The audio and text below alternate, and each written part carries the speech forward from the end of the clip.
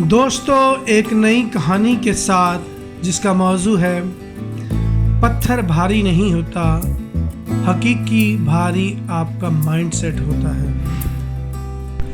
ذرا سوچو، ایک لڑکا روزانہ ایک بہت بڑا پتھر پہاڑ پر گھسیٹ کر لے جاتا ہے، اور جب وہ منزل پر پہنچتا ہے تو اصل میں وہ پتھر بھاری نہیں تھا، بلکہ اصل میں اس کا ذہن وزنی تھا۔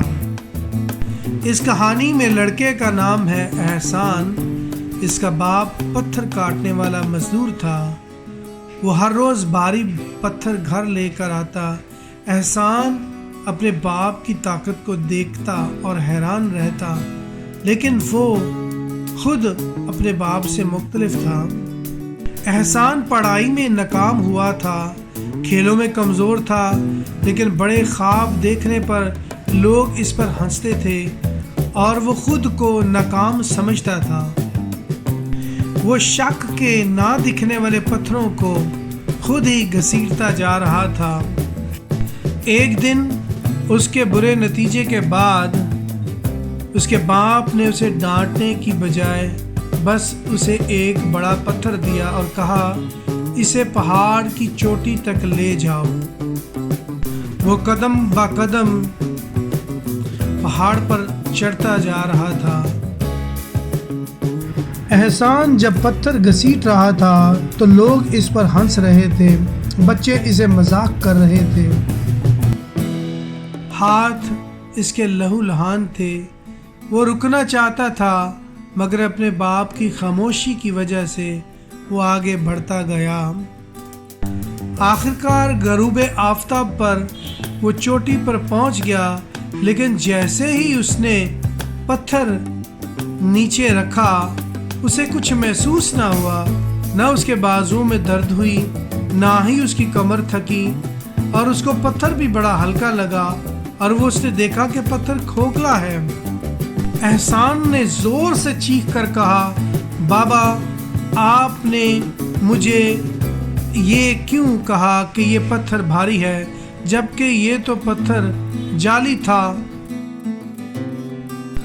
باپ نے بڑے پرسکون انداز سے کہا، کیا تم نے اس پتھر کو اٹھایا نہیں؟ کیا تم اس پتھر کو چوٹی پر لے کر نہیں گئے؟ احسان چلایا، اسے کہا، جی ہاں، لیکن حقیقت میں اس کی کوئی حیثیت نہیں تھی، نہ ہی اس کا کوئی وزن تھا، یہ حقیقت میں میرے دماغ میں تھا۔ باپ نے سر ہلایا، بالکل، یہ بات تم نے ٹھیک کہی، یہ تمہارے دماغ ہی میں اس کا وزن تھا جو تمہیں روکے ہوئے تھا، تمہارے دماغ کا ہی بوجھ ہے۔ احسان اپنے اس دماغ کی خلش سے باہر آیا۔ اگلی صبح احسان نے خود ہی فیصلہ لیا پہاڑ پر چڑھنے کا، اور باپ کے بغیر کہے اس نے پتھر لیا اپنی مرضی سے، اور اس بار وہ تیز گیا اور زیادہ طاقت سے وہ پہاڑ کی چوٹی پر پہنچ گیا۔ اس نے ایک فرق جانا کہ جدوجہد آپ کو دفنا دیتی ہے، لیکن کوشش سے محنت جو ہوتی ہے وہ آپ کو بلندی پر لے جاتی ہے۔ اس لیے زیادہ تر جدوجہدیں جو ہیں وہ حقیقی نہیں ہوتی، بلکہ آپ کی حقیقی محنت جو کوشش کے ساتھ کی جاتی ہے وہی آپ کو کامیابی تک پہنچاتی ہے۔ سال گزرتے گئے، احسان نے نہ صرف امتحان پاس کیا بلکہ اس نے کمال کر دیا، وہ استاد بن گیا، اور ہر سال وہ ایک شاگرد کو اسی پہاڑ پر لے جاتا، اس کھوکھلے پتھر کے ساتھ۔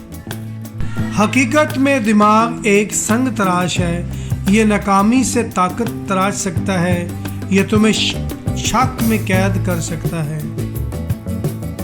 لہٰذا اسٹرگل سے بڑھ کر ایفرٹ کی جائے جو آپ کو کامیاب بنا سکتی ہے۔ دوستو، اس کہانی سے اگر آپ کو کوئی اچھا سبق ملا ہے تو اسے لائک کریں، شیئر کریں اور سبسکرائب کریں۔ شکریہ۔